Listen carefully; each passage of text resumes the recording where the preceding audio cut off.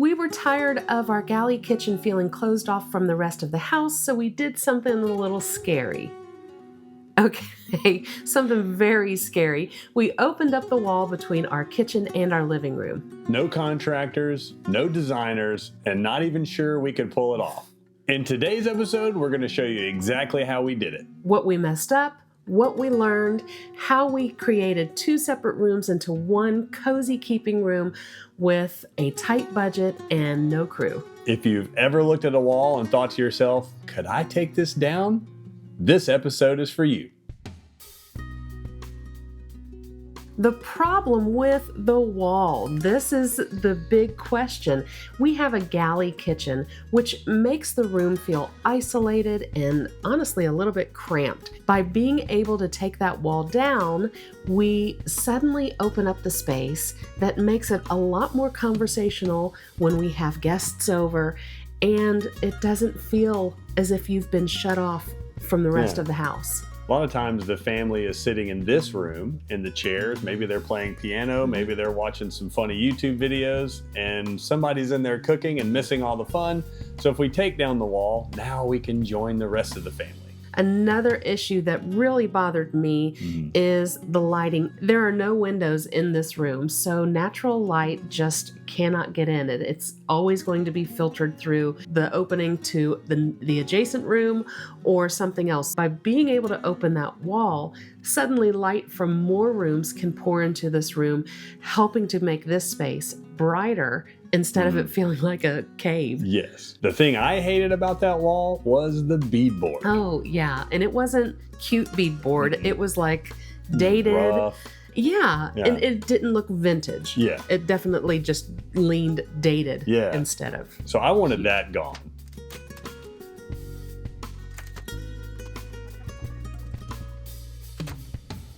Eat you beadboard!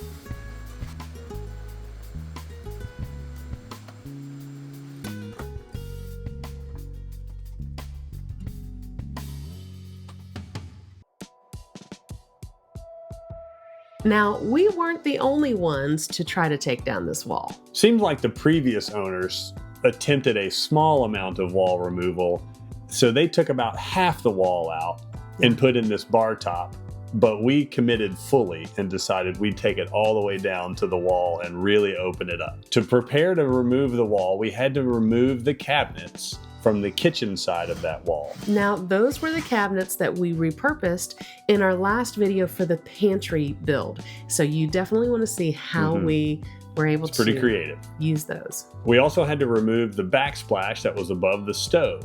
And then after that, we could start removing the drywall, and then the magic started to appear. Yeah, this face became smiley.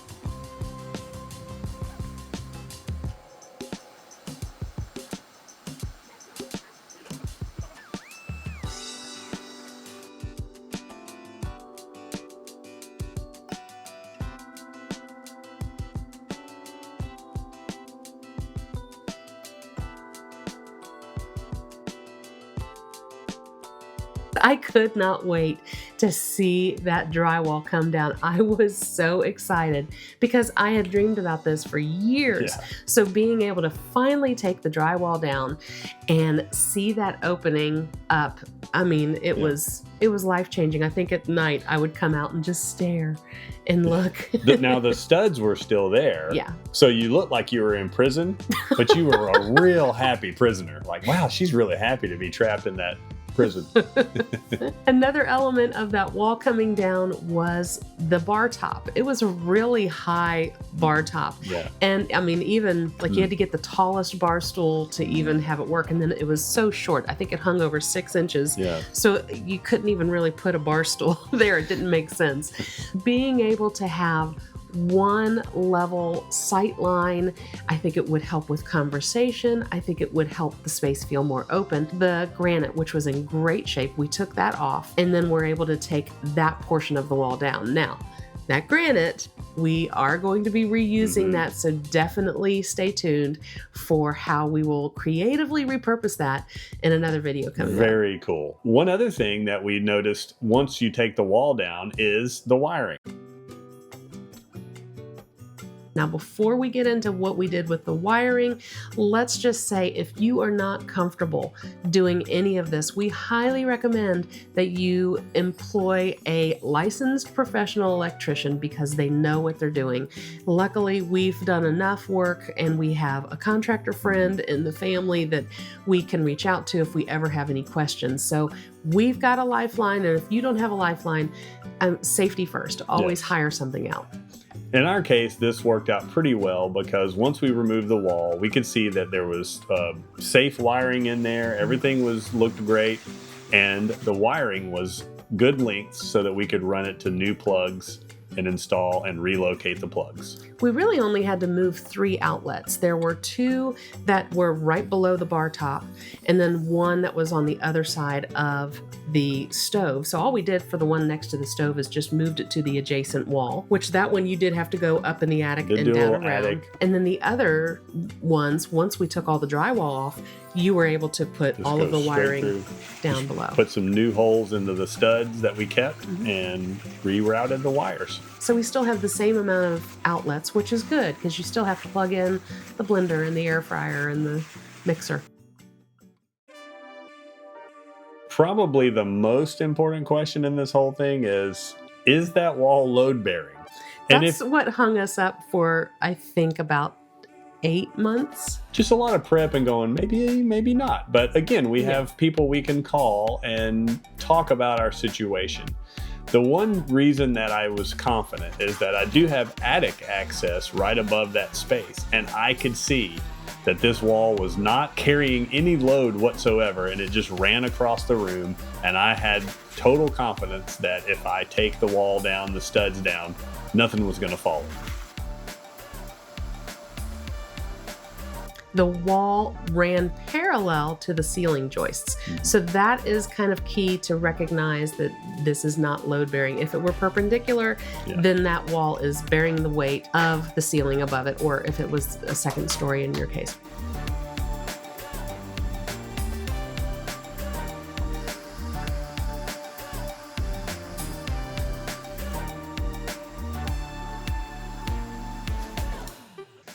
It's a dream. My chickle cream for no wall there. Again, if you are not sure about the structure of your house, this is something you don't want to play with. Contact a structural engineer if you have any doubt. You do not want to jeopardize the integrity of your house.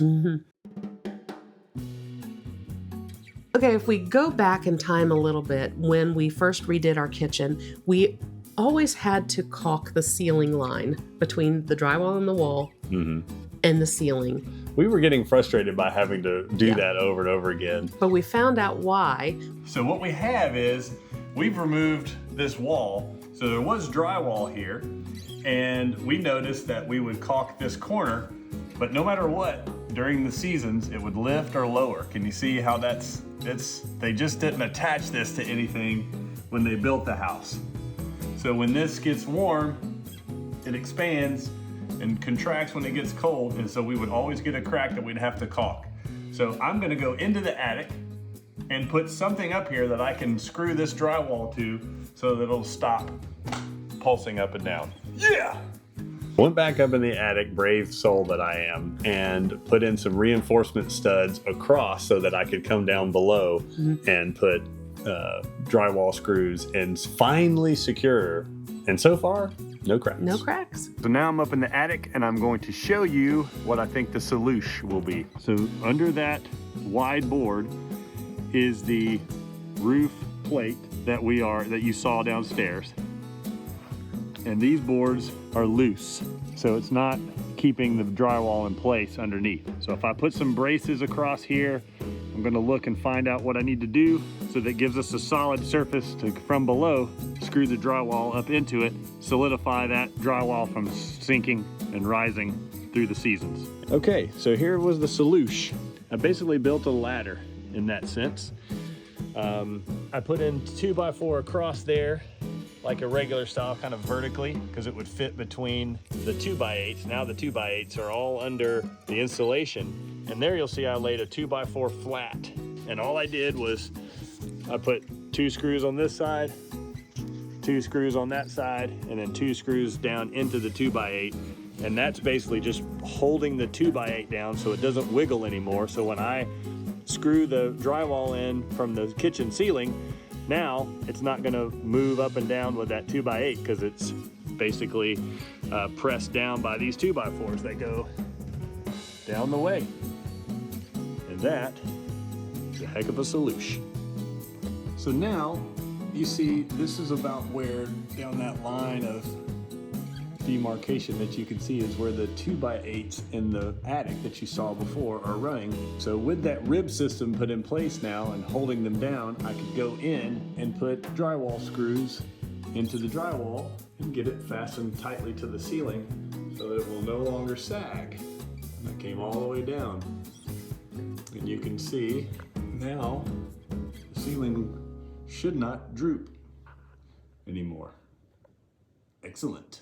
When you take the wall out, you are going to be left with a header above. And we leave that header in because it attaches this wall to the post stud. So you do want to keep that attached, but it's a little unsightly to have a 2x4 stuck to the top of your ceiling. So we didn't really want to drywall around that. So I came up with an idea of just making a large beam that spanned that section, which was what, 14 feet wide? It's pretty wide. You know, just another typical ride in the car with my sweetheart. The life of a DIYer. Get out of here. Another thing was the post. We had this post, it was a support post. When they added on the sunroom, obviously they had to be creative with how were they going to open up the space but keep everything structural. So they built the post and they put the wood there, but on the edges, what did they do? They didn't overlap the wood. They just brought them together so there was like a square V angle on the inside. So what do you do with that? Well, they just went and bought giant round dowels and stuck them in. And so it was like this clovery. Yeah, it was weird. And well, when we redid the kitchen about 5 years ago, we got rough hewn pine and put that around it. But again, you just had this pine thing that just didn't quite fit. We made sure when we were constructing the beam that it was wide enough that would match the post that was at the one end of the wall, and then we continued it down the wall on the opposite side to make it seem as if it is one seamless unit. Yeah.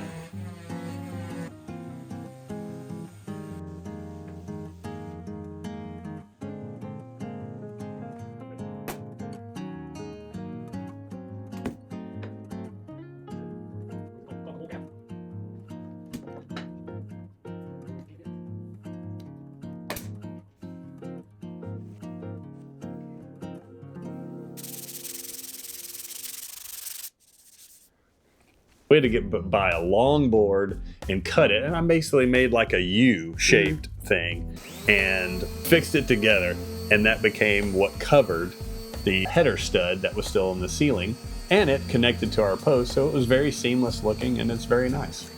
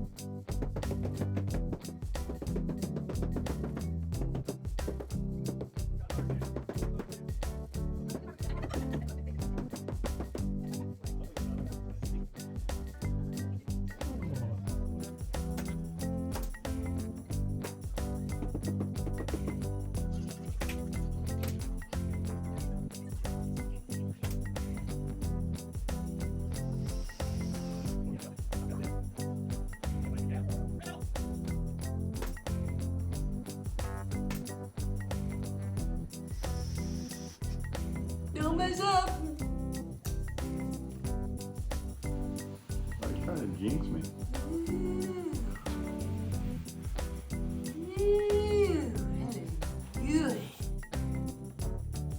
Does it?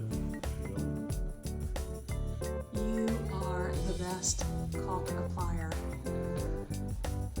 in the world. Might be. Simply because I don't have to do it.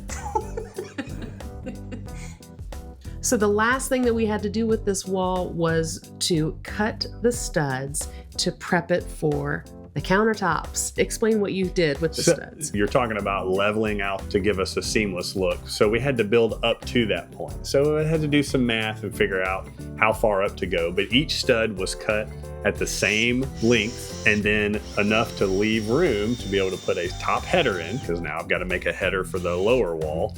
And that's a 1.5 inch 2x4. So I ran that across the top, secured it to those studs, and now we had a small, short wall. Yeah. That then now we can build the countertop we're going to add off of that. And we just put drywall back in place after we did the wiring, and it's ready for the paneling. So in our next episode, we will be talking all about the countertops. There were a lot of pivots that we had to do. Many pivots. So we will definitely address that in the next episode. If you've ever felt stuck in a home layout that just doesn't work for you anymore, don't be afraid to explore what could be and imagine the things that you can do with that space. This wall really held back our design ideas for a long time, but once we finally got started, it just all started to come together, and we really enjoyed the process. We learned a lot, and that's the thing. And it builds your confidence, and you see someone else do it, and then it gives you confidence that, hey, I could do this too. So we look for that encouragement. So be encouraged, watch these videos and go and research, and you can do it too. If it takes time, that's okay. Just sit with it. Make sure that you're comfortable doing these DIYs, and then you will end up with a space that you love. Subscribe to follow along. Next up, we will be talking about counters and how we filled that big hole where the fridge used to be.